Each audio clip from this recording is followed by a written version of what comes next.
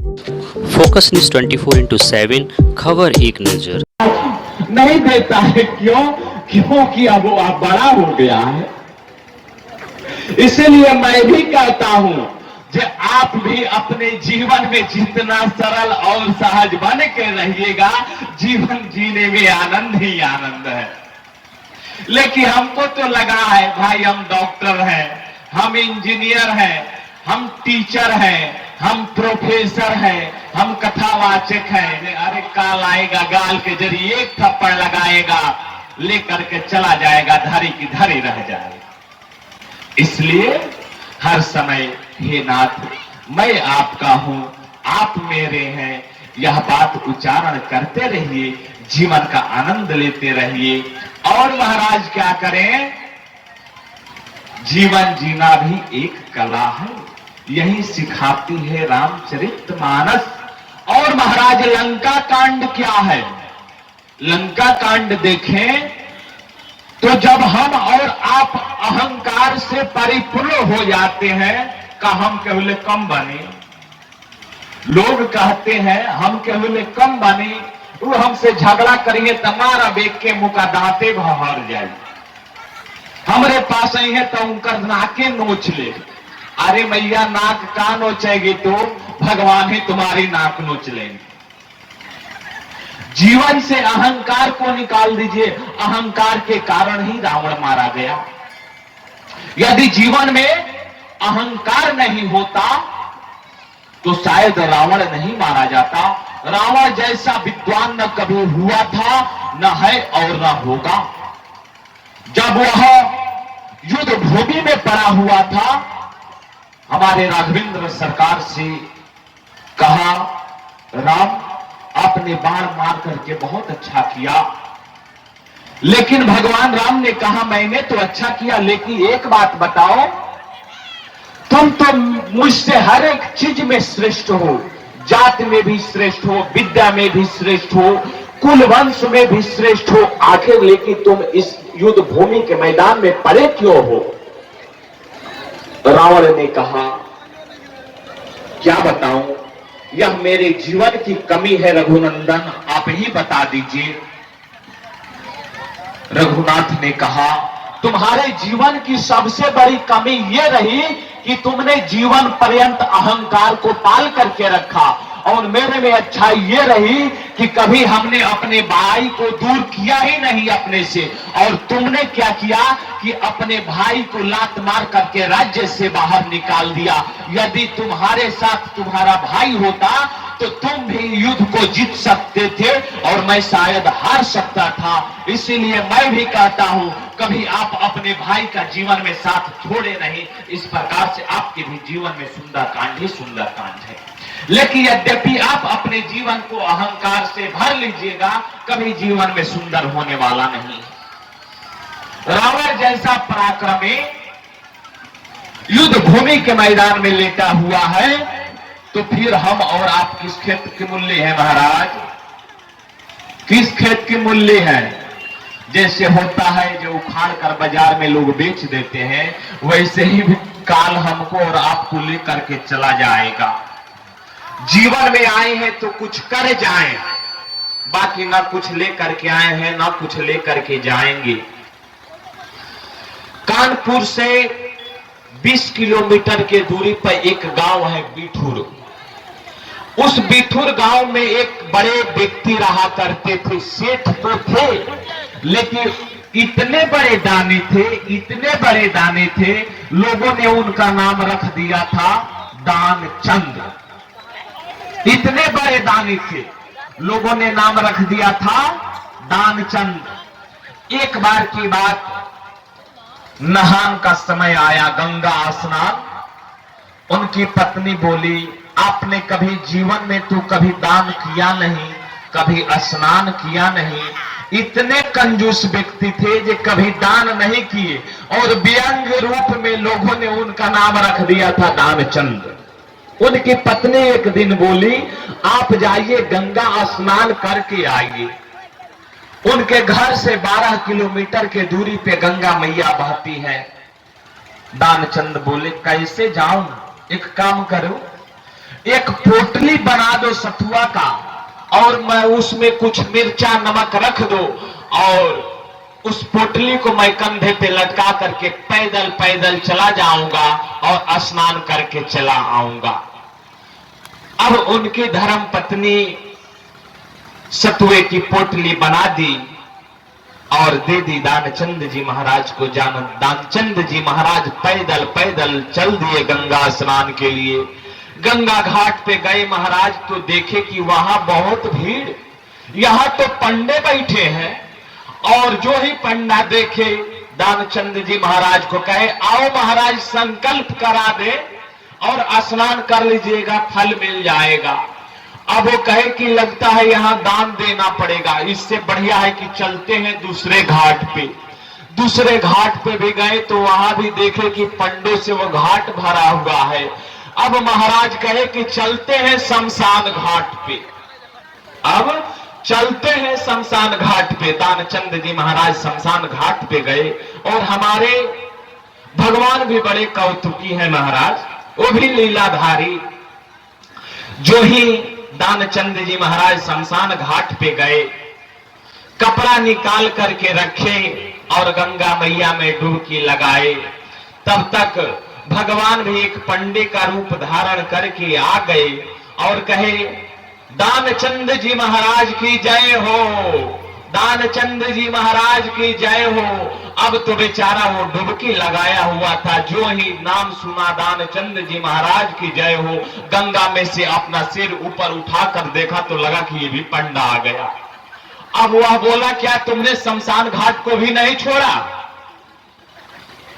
दानचंद बोला उस पंडे से, तुमने शमशान घाट भी नहीं छोड़ा। भगवान ने कहा, वहां बहुत भीड़ रहती है, वहां भी बहुत भीड़ रहती है, लेकिन तुम्हारे जैसा कोई दानी व्यक्ति आ जाता है तो साल भर तक का खर्चा दे करके चला जाता है, इसलिए मैं यहां पड़ा रहता हूं। अब वह निकला उसमें से और कहा कि तुम शमशान घाट को भी नहीं छोड़ा। तो फिर वह पंडा बोला, क्या बताऊं, जब जब भगवान की कृपा होती है तुम्हारे जैसे दानी आते हैं, देकर चले जाते हैं। एक काम करो, स्नान करने का फल तभी मिलेगा, आओ और कुछ संकल्प करा लो। दानचंद बोला, संकल्प की बात करते हैं, 1 पैसा आपको नहीं देंगे, 1 पैसा, और आप कह रहे हैं कि संकल्प करा लो, मेरे पास फूटी कौड़ी नहीं है। पंडा जी बोले, फूटी कौड़ी नहीं है, कोई बात नहीं, आज संकल्प करा लो, फिर कभी घर आएंगे तो दे देना। अब दानचंद जी को लगा कि यह पंडा गर्दन छोड़ेगा नहीं और यह हमसे संकल्प करा करके ही मानेगा। भगवान ने कुछ दिया, जल दिया, कुछ पुष्प दिए, उसके बाद से संकल्प करा लिए। अब दानचंद बोला, ठीक है, संकल्प तो करा लिए, 6 महीने बाद आना, 6 महीने बाद आना, जब 6 महीने बाद आओगे उस समय मैं तुमको दे दूंगा। दानचंद चला गया, पैदल पैदल अपने घर गया। सूर्यास्त का समय हुआ, जब सूर्यास्त हुआ, सायंकाल की बेला आई, अपने घर गया। और जब घर में जा करके जो ही सोया तब तक पंडा जी भी कहां मानने वाले थे, पंडा जी भी पीछे पीछे आ गए। और जब धर्म पत्नी उनकी दरवाजे की जंजीर लगा दी, तब तक वह पंडा जा करके दरवाजा पीट पीटा। दरवाजा खटखटाया, दानचंद की पत्नी बोली, कौन? तब तक वह पंडा बोला, गए थे गंगा स्नान करने, संकल्प करा करके आए हैं, अब आ गए हैं तो कुछ दे ही देइए, तब हम यहां से जाएंगे। अब जाकर के दानचंद की पत्नी बोली, आप किसी को संकल्प करा करके आए हैं दान देने के लिए? बोला, लोग वहां भी मेरा गर्दन नहीं छोड़ा, यहां भी गर्दन नहीं छोड़ा। बोला, 6 महीने बाद आऊंगा, पीछे पीछे धमक आया। पत्नी से बोला दानचंद, जाकर के कह दो उनकी तबीयत खराब है। अब महाराज दानचंद की पत्नी आकर के उस पंडे से बोली, महाराज मेरे पति देव की तबीयत खराब है, इसलिए वो बोले हैं 2-4 दिन के बाद आना। तब तक वह पंडा भी कहां पीछे रहने वाला था। पंडा भी बोला, ये पुरोहित का काम होता है, पुरोहित का ये जिम्मेदारी होती है, जो यदि जजमान का तबीयत खराब हो तो वो उसकी सहायता करे। महाराज क्षमा करिएगा, पुरोहित का अर्थ देखे क्या होता है। पुरोहित का मतलब होता है पूरे अग्रे हितम इच्छति इति पुरोहिता, जो अपने जजमान के कल्याण के विषय में आगे आगे की बात सोचे, उसी का नाम है पुरोहित। लेकिन आजकल कौन कहे महाराज, पुरोहित भी नहीं सोचता है जो जजमान का कल्याण हो या ना हो, पहले मेरा कल्याण हो जाए तो अच्छा, पहले मेरा कल्याण हो जाए, बाद में जजमान का कल्याण होता रहेगा। आजकल के जैसे यजमान है वैसे पुरोहित है। इस बात को अन्यथा दिमाग पे मत लीजिएगा, हास परिहास की बातें हैं। वह पंडा बोला, मेरा दायित्व बनता है कि जब तक मेरा यजमान ठीक नहीं हो जाता तब तक मैं यहां से हिलने वाला नहीं हूं। अब एक काम करो, कुछ कच्चा पदार्थ दे दो, मैं बना करके चिता करके उसको भोग लगा लूंगा। ऐसा है, कुछ आटा दे दो, आलू दे दो। तब तक जाकर के उनकी पत्नी बोली, वह अभी 2-4 दिन यही रहेगा, जाने वाला है नहीं। आप कहे कि तबीयत खराब है तो वो कहता है जो मेरे जजमान है, तबीयत ठीक हो जाए तब मैं जाऊं, अब मैं क्या करूं। तब तक दानचंद बोला, जाकर कह दो मर गए,